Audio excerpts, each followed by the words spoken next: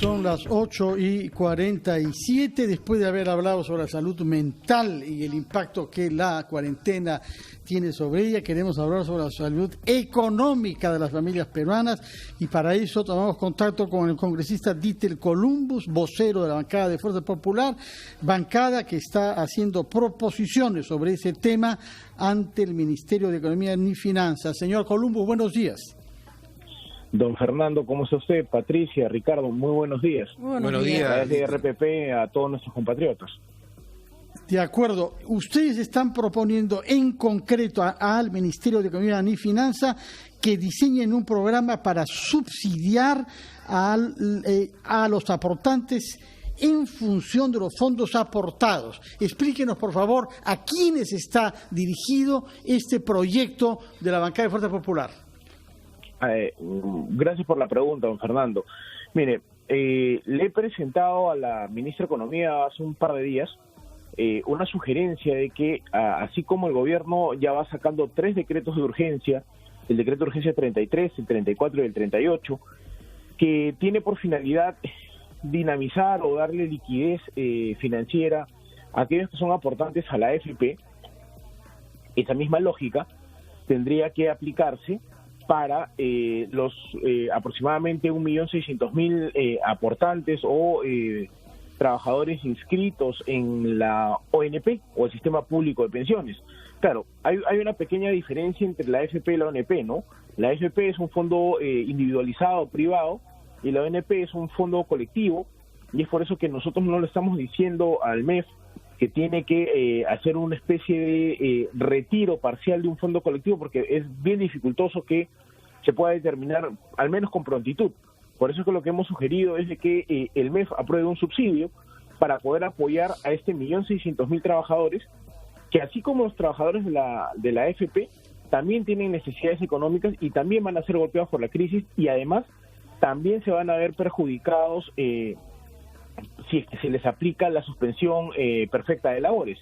Entonces, si es que hay una norma, por ejemplo, de la suspensión perfecta de labores dirigida a que los que aportan a la AFP puedan retirar una parte que nosotros consideramos que es poca, pero bueno, finalmente algo de liquidez de su cuenta de AFP, ¿por qué los trabajadores de la ONP no tienen ese mismo trato? ¿No? Lo que nosotros le sugerimos al Ministerio de Economía y Finanzas es que ambos grupos de trabajadores tienen que tener un trato equitativo, justo. De acuerdo, congresista Columbus, y además es algo que se ha señalado, lo hemos señalado acá y se ha señalado desde distintos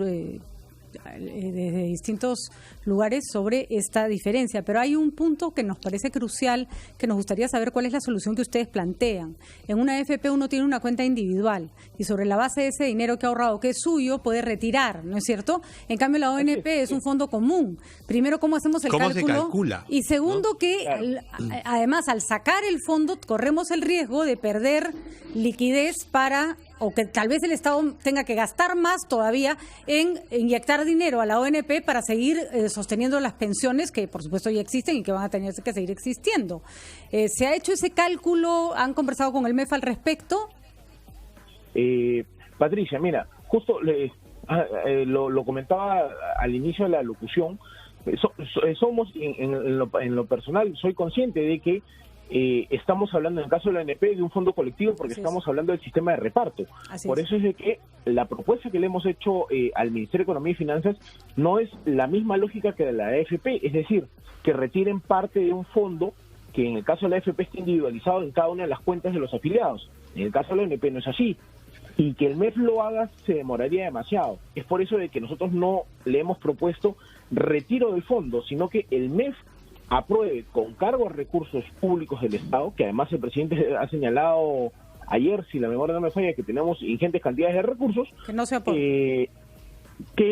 No más allá del aporte, porque el aporte en realidad es nimio, sino que se apruebe un subsidio estatal en favor del 1.600.000 trabajadores, que si es un subsidio, no sé, hablando de un sueldo mínimo vital, no estoy dando un número arbitrario, vamos a llamarlo así, no es una cifra inmanejable para el Estado, teniendo en cuenta los otros subsidios que ya se han aprobado.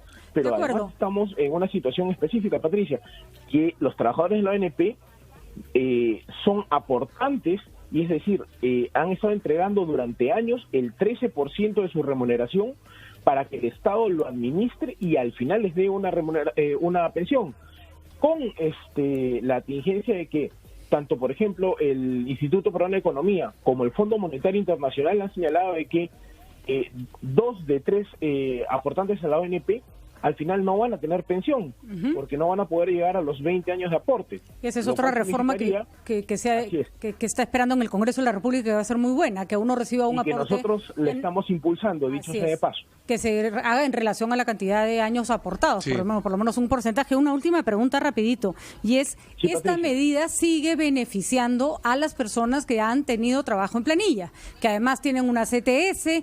No digo que no sea justa, porque además se equipara a todos los trabajadores y eso es importante. Hay quienes han planteado la necesidad de una renta universal. Es decir, ya, el Estado le da 1.000 soles a todo el mundo, a todos. Y así se asegura que todos reciban un subsidio y que no se queden fuera, como en este caso está pasando, con los trabajadores independientes. Obviamente es una medida arriesgada, obviamente es una medida complicada, pero ¿cómo hacemos para que la ayuda le llegue a todo el mundo? Porque el problema es que los más vulnerables están quedando fuera del foco. Yo creo, Patricia, que más que hablar de una renta universal, no tendríamos que, por ejemplo, sentarnos a conversar, y es parte de lo que en el documento le planteo y que en alguna oportunidad también se lo señalé a la ministra de Economía, que es que nos convoque para poder, desde nuestras perspectivas técnicas de cada uno de los parlamentarios, poder aportar, ¿no? En el sentido de que los subsidios que ya viene dando el Estado tienen que ser perfeccionados. Por ejemplo, han habido críticas constructivas y creo que deben ser atendibles sobre el programa de Reactiva, ¿no? Que el impacto no va a ser sobre todo el aparato productivo nacional. En el caso de los subsidios que ya el gobierno ha aprobado, por ejemplo, hace una disquisición en cuanto, si tú eres un trabajador que gana, voy a dar un monto arbitrario en ese momento, 1.000 soles, si puedes acceder a los beneficios. Si ganas 1.001 soles, no accedes a los beneficios y por lo tanto se genera una distorsión en esa situación. Entonces, quizá más que hablar de una renta universal, porque eso sería mucho más complicado de trabajar, sería ver cómo se replantea la lógica de la entrega de subsidios con los fondos que ya se han aprobado y de paso pues un poco transparentar o mejorar los filtros para la entrega de subsidios, ¿no? Traigo a colación el tema de la cantidad de personas fallecidas que han sido, entre comillas, seleccionadas para ser posibles beneficiarios del bono de 380, por ejemplo. Porque Frente Amplio va a plantear, está proponiendo la medida del subsidio universal. Y hay que recordar que ayer el señor Daniel Córdoba, que es de APP, o es uno de los que planteó, de los organizadores del plan de gobierno de APP, también lo planteó en el programa. Entonces van a haber varias fuerzas no menores en el Congreso con esa postura. Bueno, es cuestión de sentarnos a escuchar también cuál es, más allá de la posición, digámoslo así, política, cuál es también la posición técnica para sustentar la propuesta. En el caso de lo que nosotros le hemos planteado al MEF respecto al subsidio para los trabajadores de la ONP, tiene un respaldo, por ejemplo, en el fondo de estos 1.600.000 trabajadores que aportan y que podrían ser una garantía, por ejemplo, para un posible endeudamiento público que haga el Estado reconocerá, para este subsidio. Está clarísimo, señor Columbus, pero reconocerá que todavía seguimos apuntando al mismo peruano, que es la minoría con trabajo firme, que no representa más del 30-40% de la población. Nos sigue quedando fuera de foco una población muy vulnerable, ¿no es cierto?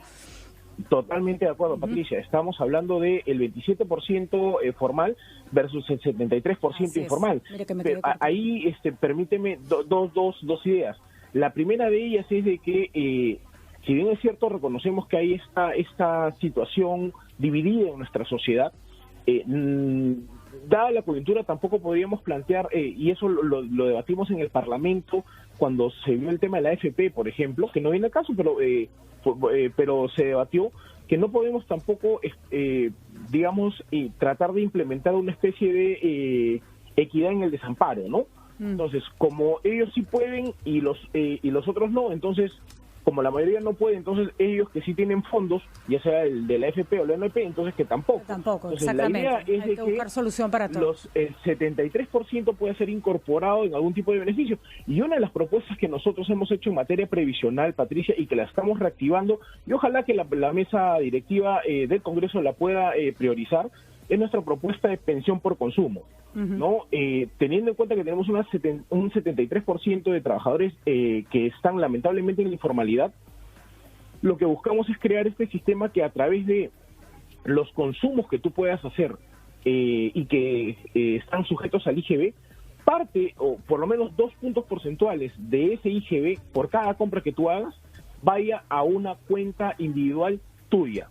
En mi caso, por ejemplo, yo estoy inscrito en un fondo previsional. Yo podría decir que todas las compras vayan con el DNI de mi hija, que tiene 4 años ahora, por ejemplo, y que todo ese 2% del IGB durante todo el tiempo que yo haga compras grabadas con el IGB van a la cuenta previsional de mi hija. Pero seguimos en el mismo círculo vicioso, Dittel, porque usted va a tener mucha más capacidad de consumo que la gente más pobre que no tiene capacidad de consumo. Entonces ese 2% de su IGB seguirá siendo pobrísimo con respecto al que tiene más ingresos. Pero es una, ¿cómo se llama? Es una alternativa frente a la de acuerdo, son ideas. La situación, ¿cómo se llama?, de desamparo absoluto que hay. Así es. Mira, es como que decirte, si antes tenías 0 y hoy día con esa propuesta vas a tener, no sé, 10, como 10 parece poco, entonces mejor quedemos en 0. Entonces, el tema es que vamos a seguir construyendo para poder contribuir a, valga la redundancia, construir formalidad. Ya no solamente es el tema de generarle un beneficio previsional a los trabajadores o al 73% de la PEA que no tiene un tema previsional, sino que además de esto, la propia ciudadanía va a apoyar a que, por ejemplo, las empresas comiencen a generar ya este tema de los comprobantes de pago. Paulatinamente tienen que ser todos electrónicos, con lo cual va a mejorar pues el tema de fiscalización de SUNAT, va a ayudar a esta palabra que siempre los tributaristas nos han escuchado durante años, es ensanchar la base tributaria, lo cual va a implicar también mayor cantidad de ingresos para el Estado que se van a poder utilizar en poder acortar la brecha social. Tal vez diferenciar, en nuestro país desde años. Congresista Columbus, la diferencia entre lo que se tiene que arreglar a largo plazo de la situación de emergencia y desde acá creo que hay que también buscar medidas que no acentúen las diferencias. Pregunta rapidita, ¿está usted con coronavirus? No. ¿Usted no? Gracias a Dios, y lo resalto, gracias a Dios, mi prueba molecular ha salido negativa, me notificó vía web MINSA el día lunes en la noche y salí negativo, que eso me apena mucho la situación de mis compañeros y en realidad de todos los compatriotas que están se han enfermado con este virus. Y a propósito, me toca ese tema, Patricia, ayer le he enviado un documento al ministro de Salud, un poco para que nos aclare cómo es este tema de las pruebas rápidas, porque en el caso, por ejemplo, del congresista Espinosa, el mismo día que recibe su prueba molecular, que fue el lunes de esta semana, donde la prueba molecular le dice, has dado positivo a coronavirus, ese mismo día también se hizo una prueba rápida y le salió negativo. Bueno, sabíamos que había... Se había hecho otras dos, ¿no? Sí, entonces sabíamos que había un margen de error, ¿no? En la rápida, pero efectivamente vale la pena la pregunta. Y la verdad, pero, señor Columbus... Que lo precise cómo se llama el ministro Zamora para tranquilizar a todos los peruanos, por supuesto. Y ahí, por supuesto, señor Columbus, y creo que además esa fue una medida que ustedes también aprobaron, todo esto se hubiera evitado, sí, se hubiera planteado rápidamente la posibilidad de no hacer plenos presenciales, pero... Patricia, mira, justo, qué bueno que tú lo tocas. Justamente modificamos el reglamento del Congreso para poder hacer ese trabajo virtual, ¿no? O teletrabajo, creo que se le dice ahora, ¿no? Para poder funcionar como Parlamento, al igual que en otras latitudes se han tenido que modificar sus códigos parlamentarios para poder trabajar. Y en las dos sesiones que hemos participado presencialmente, en la primera fue para delegarle facultades al Ejecutivo, a pedido del Ejecutivo, que era un tema urgente, porque era para atender la crisis que ya teníamos encima, que era la de coronavirus. Y la segunda fue para entre otros temas, para aprobar otro pedido del Ejecutivo, que fue el tema del control concurrente. Pero lamentablemente, Patricia, no, entre una y otra sesión, que fue más o menos la diferencia de una semana, no pudimos tener implementado lo que hoy ya tenemos, que son los equipos para poder hacer el trabajo virtual que requerimos. Hoy, por ejemplo, en cuestión de un par de horas, la Junta de Portavoces nos vamos a reunir vía virtual a través de, creo que se llama Teams, el programa sí. que usa el Congreso, Congresista Columbus, y así todas las demás comisiones. Debemos confesar que acá hubo mucha resistencia de la población, no hubo tanta disposición del Congreso, tenían los elementos técnicos, lamentamos que se hayan contagiado, somos el segundo país del mundo con más congresistas contagiados, pero lo hecho está, y nosotros nos sumamos a los deseos de la pronta recuperación de los congresistas enfermos en este caso. Muchísimas gracias, estaremos atentos a los proyectos que presenten y cuál es la respuesta del gobierno y de la discusión interna en el Parlamento. Muy buenos días, congresista Columbus. Buenos días.